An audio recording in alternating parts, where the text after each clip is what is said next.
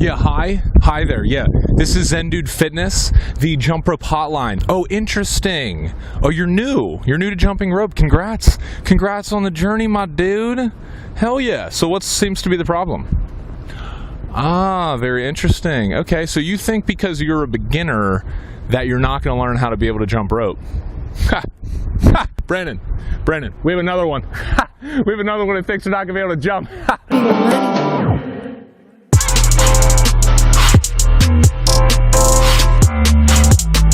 What's up, players? What's going on, Zen Dude Nation? This is Dan Whitmer, and today I'm going to be teaching you how to jump rope if you are a beginner.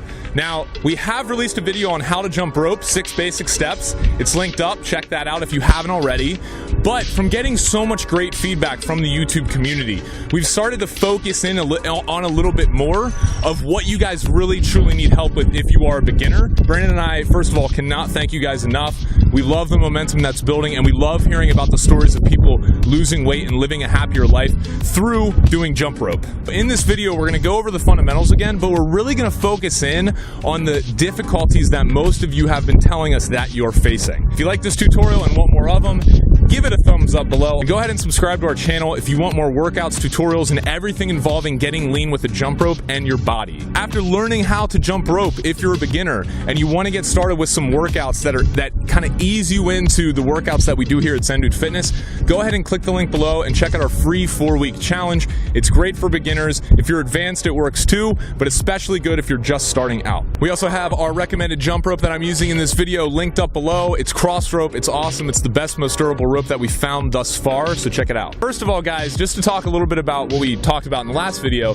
you want to measure your rope properly. So just a rule of thumb, when you're measuring your rope or when you're picking it, I want you to step in the middle of it like you see here, pull it up to the sides, like right under your armpit, and the rope cable should actually be right around the nipple area, the upper chest area. This is a rule of thumb. You want to pick a rope that is 3 feet taller than your height. So I'm 6'3", so every rope that I use is right around 9 feet 3 inches. As you can see here, as I'm just doing regular bounce, I'm up on my toes. My feet are not coming more than an inch or two off the ground. My knees are bent slightly, cushioning my impact so my joints don't get hurt. My elbows are in, and my hands are jutting out to the sides of my hips, and my wrists are controlling everything.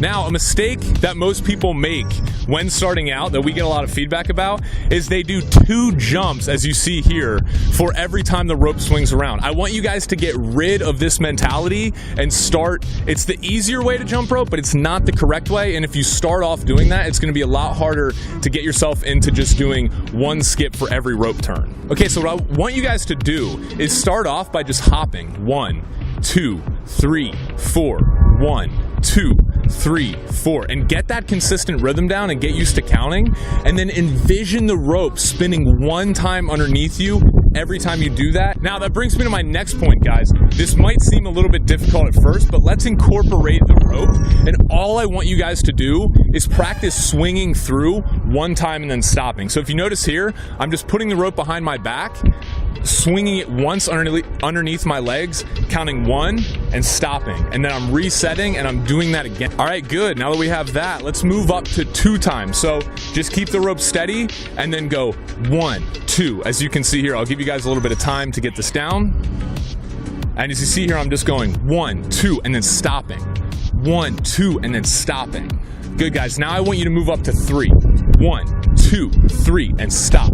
1, 2, 3, and stop. What this is doing is training your mind to always associate 1 rope skip with 1 time jumping your feet instead of 2 times jumping your feet. And this is essential if you want to spin the rope fast, if you want to be able to do a lot of tricks, and just overall, you know, look like a ninja. The next thing I want you guys to focus on is jumping only 1 to 2 inches off the ground. A lot of people, when they first start out jumping rope, is they jump too high off the ground, and this causes shin splints, it causes aches and pain in their knees and ankles, and it's just unnecessary, guys. If you jump rope correctly, it is a low impact sport or exercise that is actually better for you than jogging. So guys, the only trick where we're jumping higher off the ground is really the double under, or any trick where you're swinging the rope more than 1 time through in 1 hop. So for everything else, most tricks included, you're just going to be coming 2 inches off the ground at most, maybe a little bit higher sometimes as you watch me here, but you want to maintain those bent knees and just cushioning every single hop that you have so you can jump rope for longer periods of time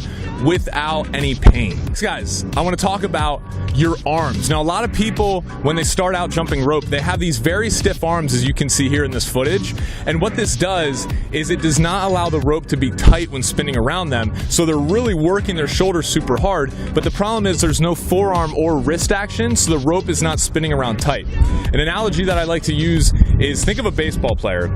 If there's a pitcher and he has the ball like this and he's throwing it with a straight arm, first of all, he's not going to be able to throw it that hard, and he's probably not going to have that much accuracy, as opposed to if he winds up like this and coils it and kind of spins his arm around and throw it. You can throw it much faster if you bend your arm. The same applies to jumping rope. You're not going to be able to spin the rope fast and keep it tight if your arms are super stiff like this. You need to make sure you're getting in proper arm motion with your forearms. So keep the elbows in, let the forearms and the wrists do everything. They're going to make sure that the rope stays tight as it spins around, which will allow you to go faster and do more tricks. Which brings me to the wrists. The most important part that anyone can focus on when jumping rope as a beginner is your wrists. Now, if I turn to the side angle here, you can see this little range of motion going on with my wrists. Just pretend that my wrist socket right here is just a ball bearing, and that is swinging the rope around. That's how you keep it tight, and that's how, if you notice here in this footage, it looks like I'm pretty effortlessly spinning the rope super fast.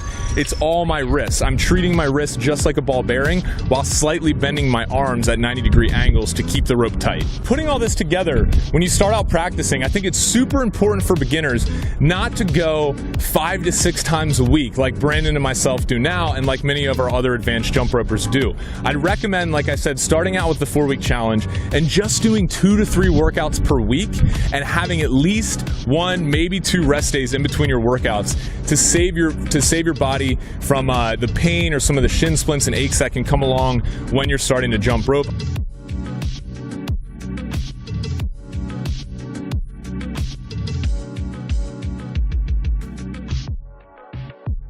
Yeah, I know, okay, and my mic's also still broken. Brandon like freaking left to LA and left me with this one. What a friend, huh? Calls me his brother. I don't know where the brotherhood is there, you know? Whatever.